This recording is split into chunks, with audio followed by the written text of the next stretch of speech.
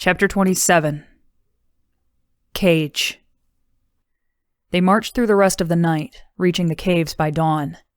The air was cool, and the sun cast long blue shadows on the limestone face of the hill. Groups of rebels were wandering in from various routes, scrambling up the slope before it grew too light, then collapsing with their loads of weapons, helmets, and wounded comrades just inside the cave mouth. New weapons were promptly taken to stores, but it was the helmets that were cause for the most cheers and whoops of victory. There was a strange mix of triumph and loss in the air. It was not only soldiers who had gone out to the raid. Men who were not fighters had been conscripted, and their wives waited at the cave mouth in silence, their expressions a mix of expectancy and resignation. Those who received the worst news collapsed to the ground, weeping. Michael, panting from the climb up the hill, called medics to Zell's stretcher, which was immediately surrounded by hopeful women, who recoiled when they saw who lay there. "She is one of them!" "Another!" One woman simply tisked and made a hand gesture toward Zell and then to Sabrina. It was a cult sign that Sabrina did not understand, but the sentiment behind it was clear. These women wanted their husbands back, not more outsiders. They melted away while two nurses took the stretcher. Sabrina was disappointed that neither nurse was Lindsay. Michael was already reporting to one of the elders, a woman Sabrina had seen in the close knot of assistants who followed Theopin like shadows. Michael, with his tanned face, unshaven beard, and layers of sand caked into his clothes and skin, was a great contrast to the elder, with her smooth complexion, polished nails, and pristine robe. Her eyes narrowed on Sabrina as Michael provided a summary report, gesturing to Sabrina and Zell. Sabrina decided to follow the nurses. They carried Zell to the infirmary, an airy chamber with natural light filtering down from a gap in the rocks. The stone walls were shot through with veins of quartz that resembled frozen lightning. The granules glittered and shone in the natural light. These sections of caves, unlike others deeper underground, could almost be called beautiful, but the rickety fans shaking and knocking as they recirculated the air could not quite dispel the odor of vomit and infection. Nor could the noise drown out the cries of the wounded or the urgent voices of rebels in blood-stained aprons carrying basins of bloody water, doing their best to provide care. One section of the cave was filled with wailing and sobs. As Sabrina walked past, she saw all the figures inside covered head to toe in tattered sheets, family members clustered in tight bunches alongside dead men. Even if Lindsay was inside that chamber, Sabrina knew she would not enter.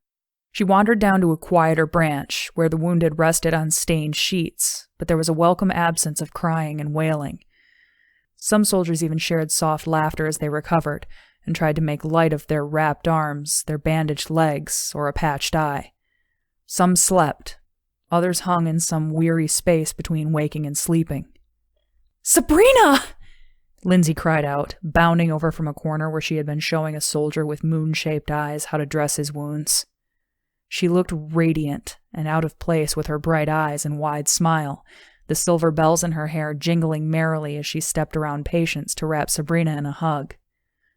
She buried her face against Sabrina's shoulder. "I was so worried. No one knew where you were." "Where is Theopin?" "He has been gone since the night you disappeared.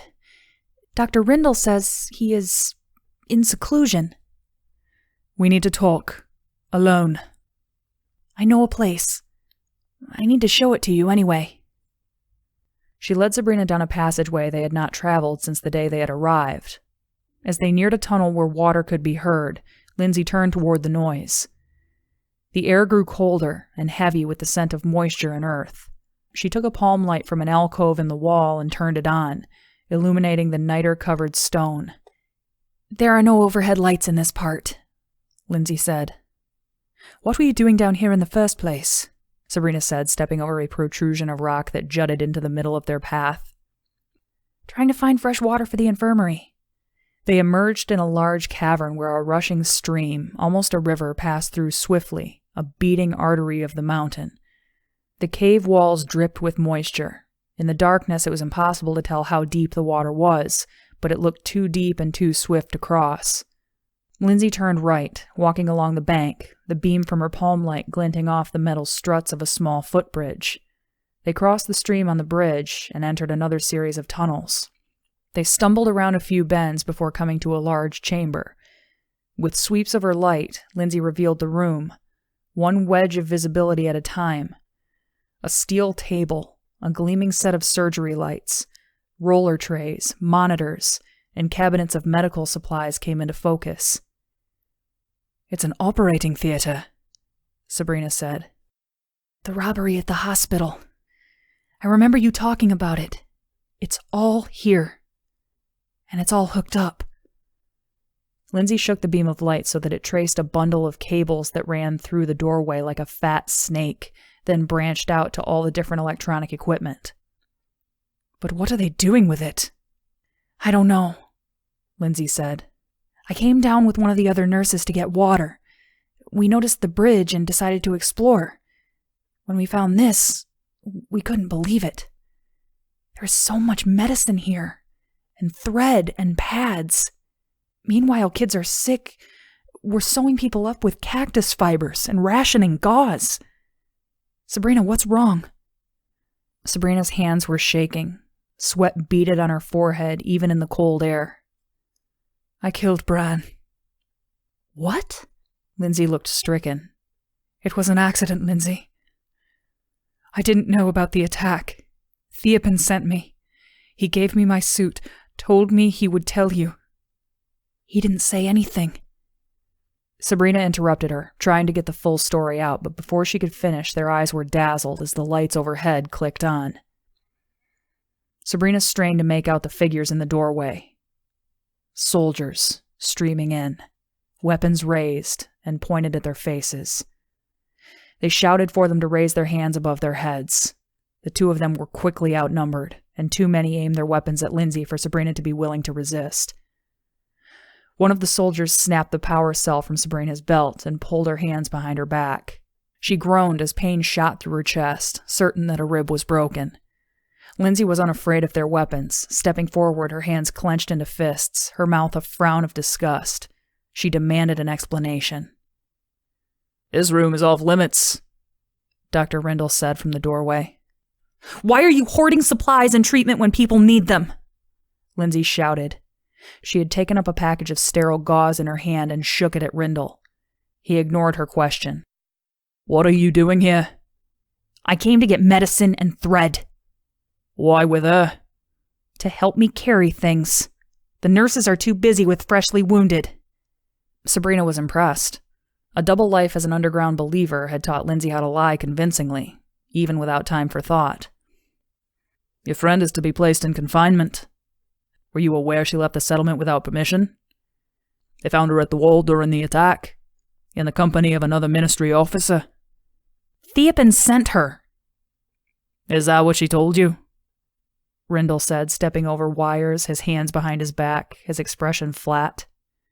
"Maybe you should ask him," Sabrina muttered, smoldering. Rindle seemed to have reached his limit of restraint. He swept into the room, his fingers stabbing out like a dagger. "Don't you speak to me. You disappear, endanger a long-planned attack, then disobey orders and bring back a prisoner. A spy. There was a reason we ordered not to take prisoners." "I received no such order," Sabrina said. "I was told to seek answers." "Enough," Rindle cut her off. "Theopan will sort this out later. In the meantime, you can sit in a cage next to your prisoner." "Call him now," Lindsay said, refusing to be cowed, even pushing him with her hand that held the gauze packet. Rindle stepped back, his fishbowl eyes growing even larger with surprise. Even the soldiers stood stock still, frozen with indecision at Lindsay's ferocity. Sabrina was already calculating how she might still free herself and wrest away a rifle if Rindle moved to retaliate. It would be difficult with her injuries, and being so outnumbered. She was relieved when Rindle brushed the front of his robes and collected himself, readjusting the glasses on his nose and wiping the corners of his mouth. "You were not the one giving me orders here, Miss Medina. But your outburst will be noted." He returned to the soldiers holding Sabrina. "Take her to a cage." "Sabrina, don't worry," Lindsay said as a rebel wrenched Sabrina's arm and led her off to the cell she felt she had always been bound for. Lindsay brushed past Rindle and followed. I'll find Grange. We'll sort this out. They placed her in a high cave on the cliffs. It was not deep, and so it offered none of the coolness of the lower caverns, save for an occasional breeze that wafted in from the valley. Bats hung from the ceiling, looking as drowsy and defeated by the heat as the guard who was posted along the cave mouth. He leaned against the wall, gazing blankly down into the haze of the desert. The cages were wooden, perfect cubes, the ceiling so low that standing was impossible. Sabrina's hands were tied to one of the cross beams above her head. Zell was in the cage next to her. Sabrina was glad to see that at least her leg was freshly bandaged. As the afternoon passed, Zell remained motionless on the floor. The only indication she was alive was the occasional muffled cry as she stirred in a feverish dream. "This is insane," Denalis said when he came to visit later with a canteen and steaming plate of stew and bread. He untied Sabrina's wrists so that she could pick at the food through the bars. He sat silently, the muscles in his jaw working, his eyes darting at the guard. "Any word on Theopen?" she asked, her mouth full. "None. Some say he's off in battle. Others say he is on a spiritual journey in preparation." "For what?" she asked. "Who knows?" Denalis cracked his knuckles. "Lots of rumors floating around about the next stage of the campaign. Dr. Rindle is only interested in shoring up supplies for the soldiers. Meanwhile, Grange is trying to make sure there's enough food for the women and children. It's like we're two different camps, with two different missions." "Why weren't you and Grange and Sprocket with Bran at the wall?" Denalis frowned, his eyes darkening. "You saying we could have saved him?" "No," Sabrina said, sitting back. "It's just, I was surprised you did not all always work together." Denalis shook his head, the corner of his mouth twitching downward. "Already enough distrust between Grange and Theopen. Grange insists that one of us from the inner circle always has to stick with the soldiers on raids. Partly to show our loyalty, partly to keep an eye on what they're up to out there. Bran volunteered." Bran felt loyal to Theopen? In her mind, she remembered what Bran had said as he put the gun against the woman's head. "Already too much suspicion on Theopen's part. We can't afford to be insubordinate now." "Well," Denalis said with a sad grimace, "he would follow any order in battle. But he was loyal to us. That is just Bran. He knew it was dangerous. Rather he be in that danger than his brothers." Something twisted inside of Sabrina. Although this was the only meal she had had all day, she no longer felt hungry. Denalis had run out of things to talk about, or perhaps Zell, stirring in the adjacent cell, broke the sense of privacy. Whatever the case, he stood up, stretched his limbs, and stared out, thin-lipped at the valley floor below. A line of gatherers, children dwarfed by the baskets on their heads, were making their way back to the caves under the gaze of soldiers silhouetted on the ridge. All the figures were made watery and indistinct from the shimmering heat. "I can't eat any more," she said. "But can you leave it here for me to finish later?" "Sure," Denalis said. It was the dismissal he was waiting for. He walked towards the cave mouth, stones crunching beneath his feet, his head just clearing the opening. The guard did not immediately come to tie her up, so Sabrina pulled the plate and canteen over, dipped the bread in the sauce, and reached through the bars to offer it to Zell. She stirred, turning her head to the sound of Sabrina's voice and opening her eyes. She moved across the cage to the bread. She was famished and ate the food with diligent concentration. "Thank you," she said in her accented voice. They were the first words she had spoken since Sabrina had been placed in the cage next to her. Sabrina continued, desperate to learn more from her. "I'm sorry. Nothing has worked out the way it was supposed to." Zell nodded, her eyes sad and knowing. Her gaze darted to the guard. It was enough to indicate that she had no intention of speaking now. Instead, they passed the afternoon and early evening in silence, leaving Sabrina to sit while a chorus of questions blared in her mind. Later that night, they both awoke when 3 soldiers entered the cave. Sabrina recognized them immediately as some of the men she had fought on her first day at the settlement. Rickard was their lead, his arm free of its sling. His face had been so swollen after the fight he had stopped shaving and had grown a beard. Now he trimmed it into 2 lines that circled his smirking mouth. Blondie was there too, his gaze festering with hate. The swelling in his nose had reduced, but the bones beneath had knitted crooked and misshapen. The scabs on his face had yet to fully heal. The scratches on One Eye's face were gone, although his remaining eye still looked red and irritated. Sabrina thought they had come for her. At Rickard's orders, Blondie and One Eye, Vards and Naelis, he called them, opened her cage. But it was only to retie her.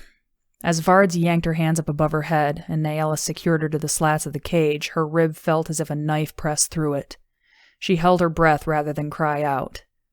They slammed the door shut, then moved to the next cage where they yanked Zell out, pulling her on her injured leg. She screamed in pain, which amused the men. She cried out again when, laughing, they forced her to stand on her own, only for her to collapse. "Bastards!" Sabrina screamed, fighting against her bindings as they carried Zell, her uniform covered in the dust of the cave floor now, away to the cave mouth. Sabrina yelled at the guard to find Sprocket, Grange, Denalis, or Lindsay, but he ignored her, turning his face to the dark valley. She kicked at the bars and worked at the rope around her wrists, but she started to bleed before she made any progress at escape. Sheer exhaustion forced her to give up. Suspended above the cage floor, she drifted in and out of wakefulness, in a sleep wherein she was in the same cage, but Lindsay, Dag, and Zell were trapped with her.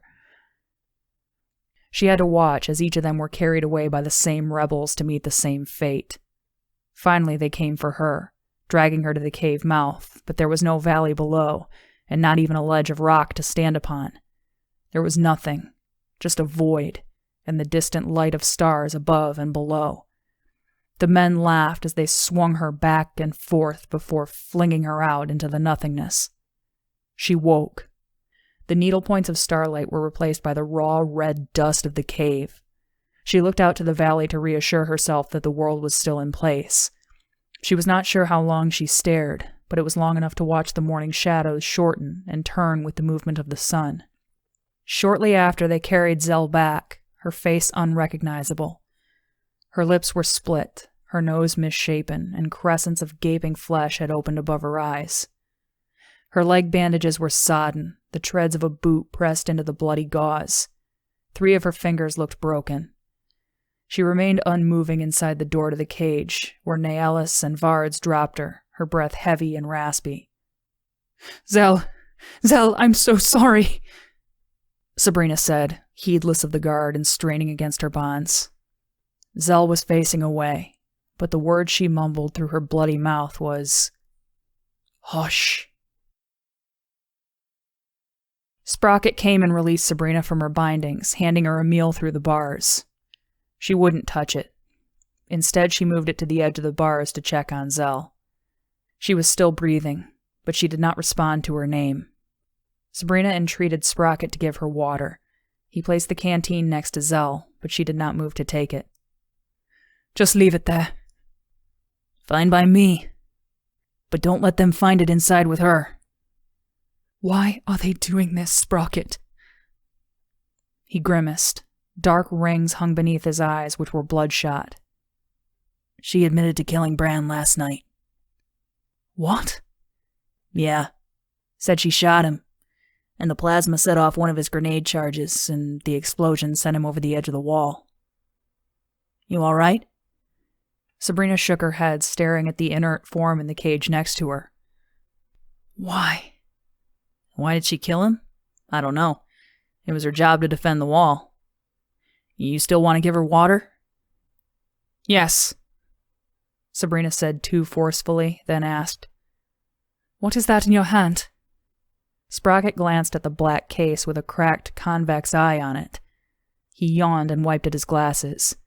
He was flipping the case nervously between his fingers.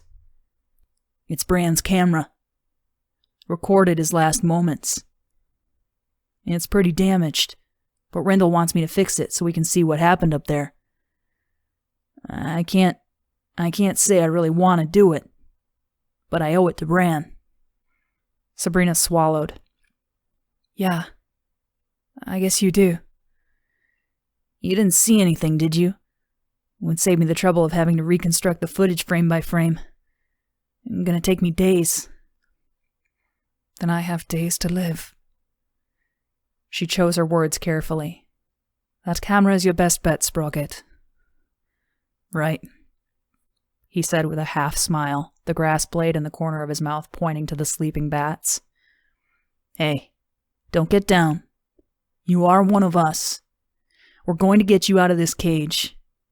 Grange is working on Rindle. He'll wear him down. Sure, she said, guilt opening up a void in her stomach. Where's Lindsay?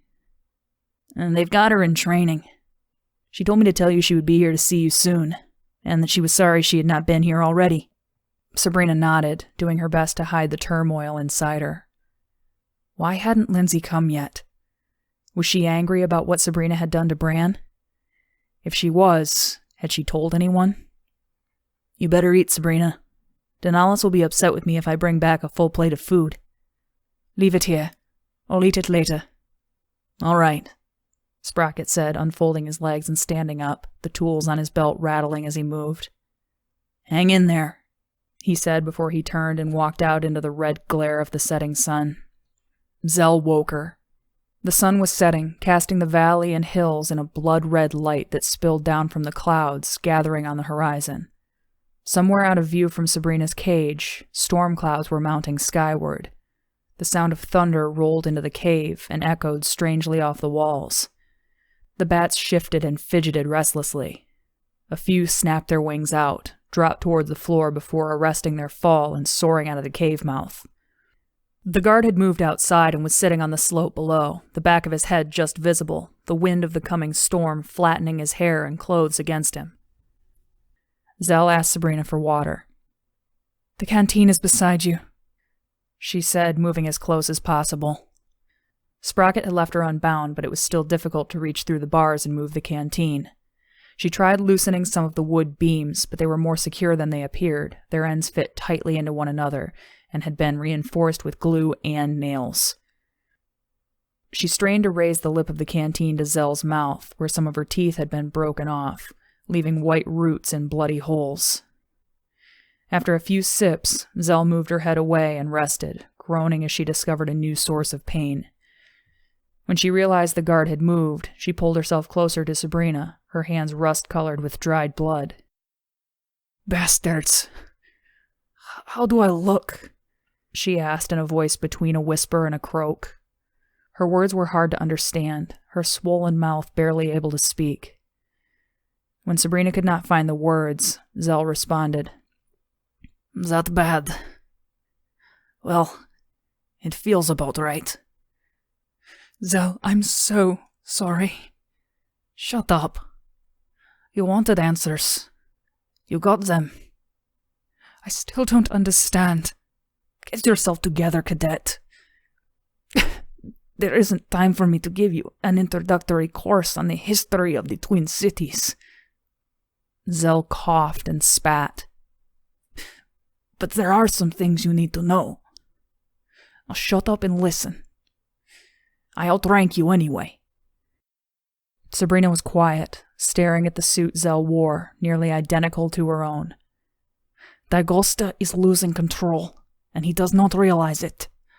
He does not understand the threat Theopen and these rebels represent. He has no idea the forces are so large. There are only a few hundred men in these caves, not all of them are soldiers. That was more than a few hundred that attacked the wall. Theopen has other camps of trained men, with weapons, with fierce beliefs, and with plans. He and Rindle are preparing to take the head ministry." "How do you know?" "We monitor them. They wanted it the investigator helmets because more than anything they fear the ministry's power to manipulate their minds." "Can the ministry do that?" "The rebels overestimate Dagosta's power. They don't really understand the technology yet, but Dagosta underestimates them." "Can you or the other Wall Watchers help stop Theopen?" Sabrina asked. "No. We're forbidden by multiple treaties from interfering.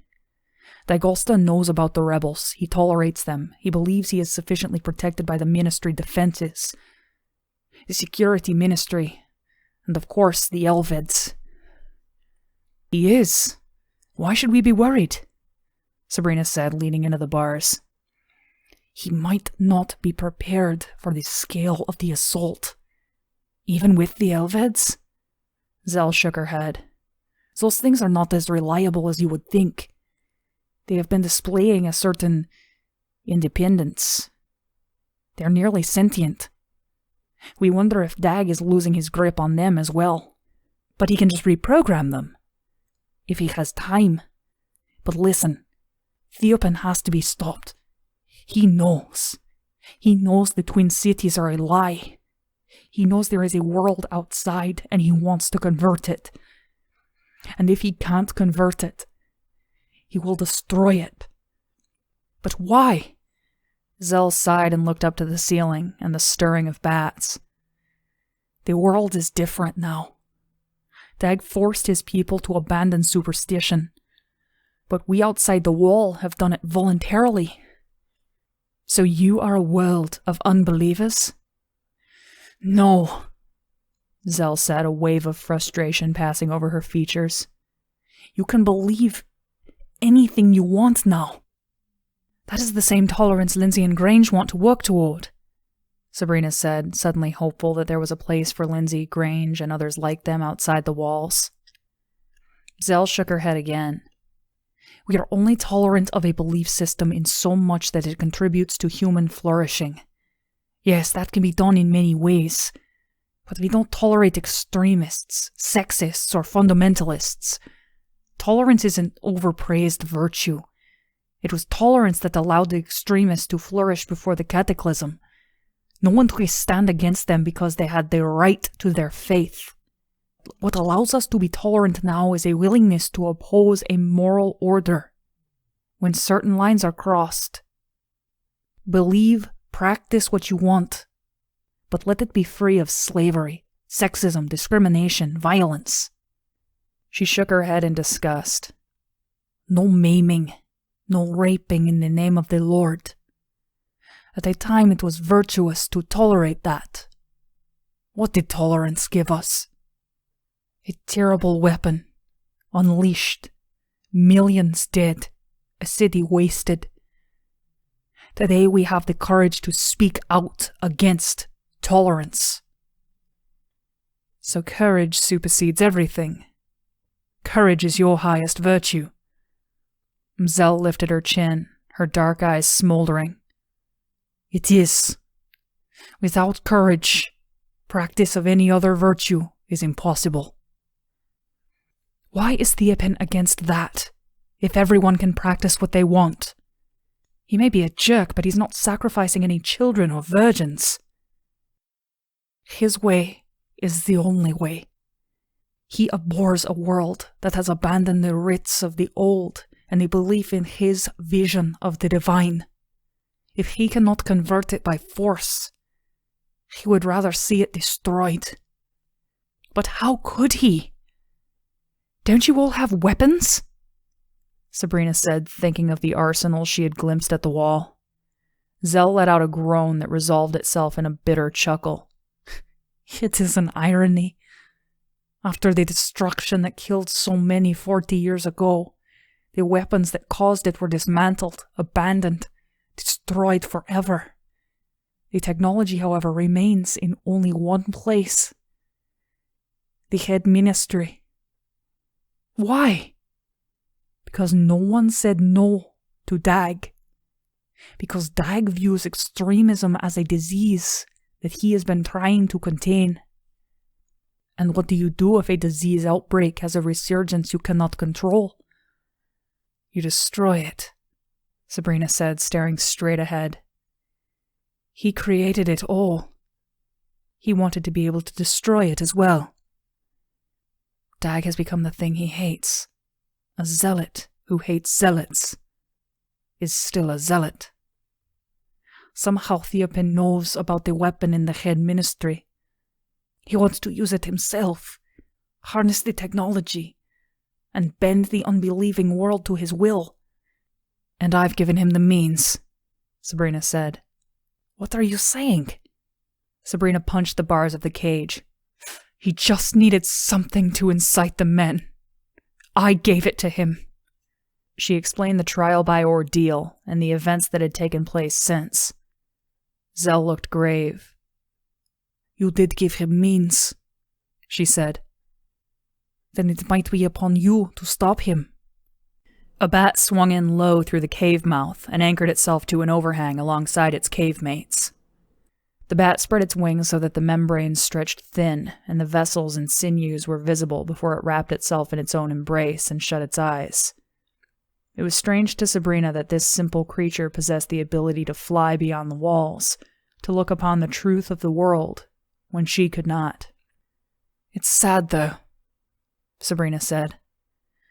A part of me admires these people, my friend Lindsay, for their courage to believe. It comes at such a great risk here.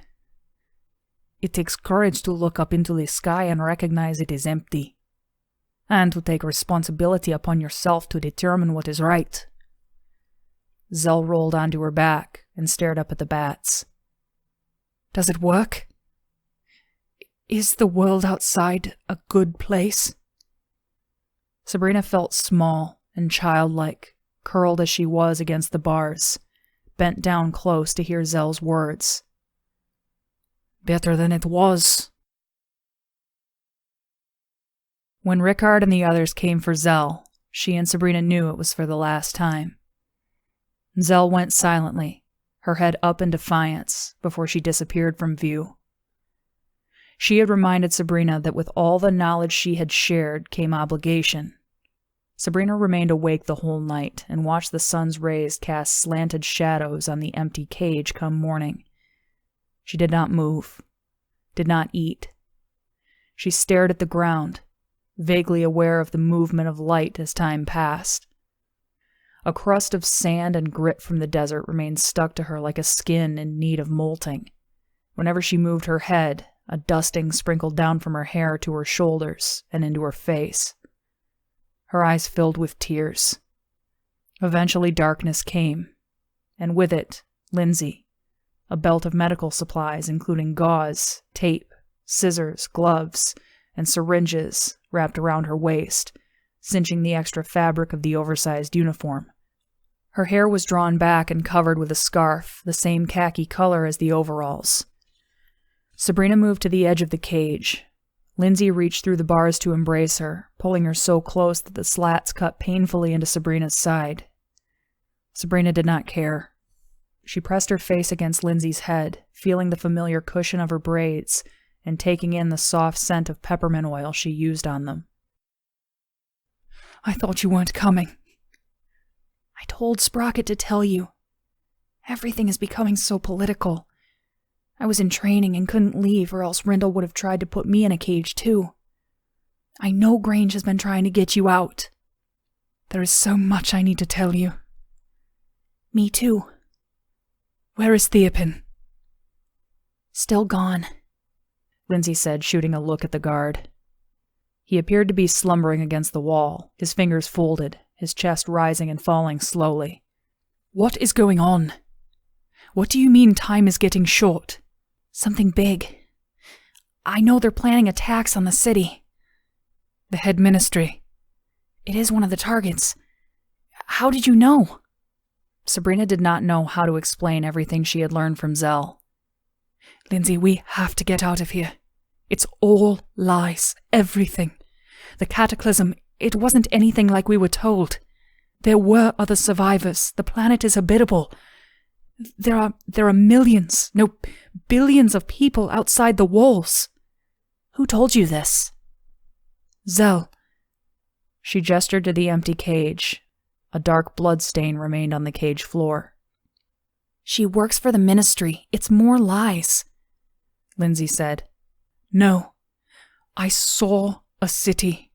It's not Third City. It was too big. You said it was far away when we were in the caverns. How can you know she's telling the truth? Sabrina rested her forehead against the bars. I believed her. But what proof do you have besides a city you saw from miles away? Why should you trust her? I just do. You could ask her yourself if they haven't killed her yet. What? Open your eyes, Lindsay. You can see the dried blood in her cage from the beatings they gave her. In a lower voice, she added, She told them she killed Bran. Why? To protect me, she said, poking her own chest. Christ, there is so much more I need to tell you. This place is crazy. Theopen can't be trusted. I know. What? Nothing adds up. The secrecy, the lies, the hospital equipment. I don't know if I believe what this woman has told you, but I wouldn't be surprised if they hurt her, even killed her. There are believers who want to fight. Too much. And there are plenty who don't. They plan on relocating to some other caves. There is a lake to the west. People say it's beautiful. They want to resettle near it. Are you going with them? No. I'm going to the head ministry. To fight? She said, surprised. No. Rindle says they want to capture Dag. He says taking the head ministry and making Dag a prisoner is the only way to take full control of Fortinbras and Lysander. A few of us, Denalis, me, and others, signed up for the assault. I'm with the medical corps. What do you intend to do? Make sure Dag is taken alive, and that he gets fair treatment, a fair trial. It seemed fitting. Dagosta protecting her all these years, and now Lindsay was returning the favor. Sabrina wanted to tell Lindsay what Zell had told her, but she knew she would not believe it, just as she had not. Can someone else go? Sabrina asked. Let's just get away from all this. There is so much we don't know. We have little bits of the truth, and those little bits are dangerous until we know the whole story. You want to give up on Dag? Sabrina didn't know what to say. Her impression of him had changed radically multiple times in the past days, even hours. But despite all his transgressions, he had raised her, and if Zell was to be trusted, he had protected Lindsay. I can't break you out of the cage right now, Lindsay said. Who is Dag going to trust? Who will he talk to once he is surrounded and captured? If he allows himself to be captured. That's why we're going. It's just so dangerous. What if the city I saw is real? And what if it's full of ministry workers who will scramble our brains? Sabrina fell back against the bars of her cage and sighed. The movement aggravated her ribs. She winced, and Lindsay reached through the bars and grabbed her hand. Sabrina, we have the opportunity to remake Fortinbras into a new city, a new chance.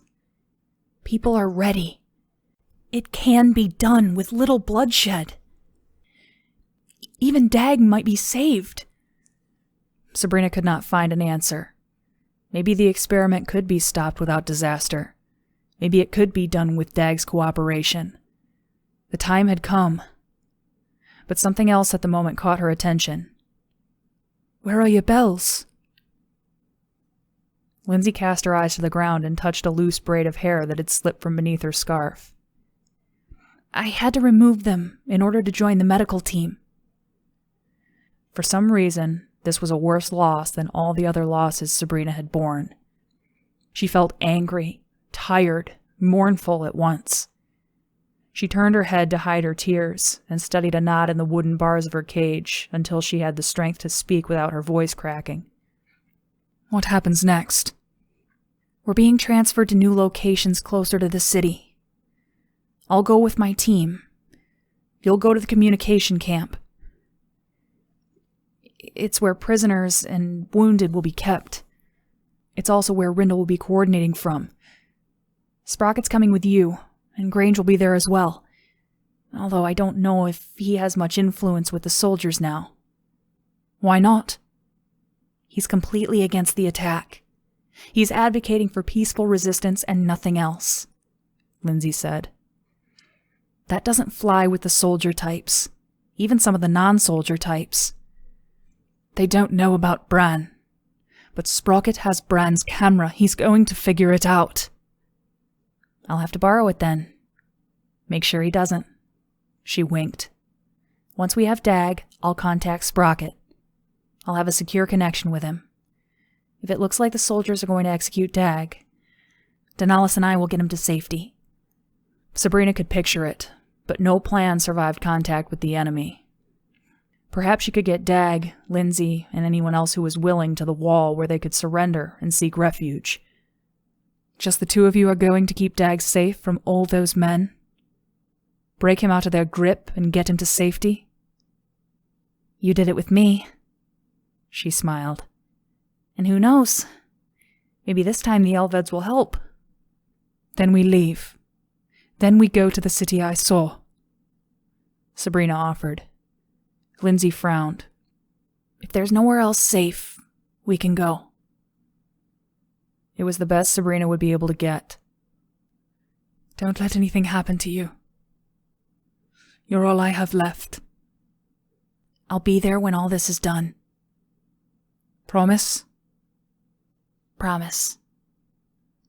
Sabrina released her and told her she loved her. I love you too, my friend, Lindsay said. I'll see you on the other side.